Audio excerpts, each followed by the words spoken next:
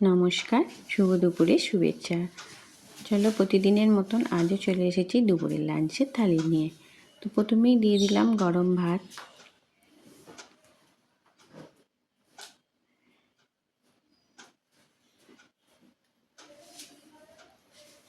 তো ভাতটাকে হাতের সাহায্যে একটু গুছিয়ে দিই।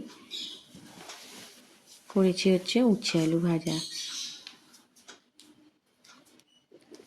আর কপি বেগুন আলু বড়ি দিয়ে শীতের একটা পাতলা ঝোল।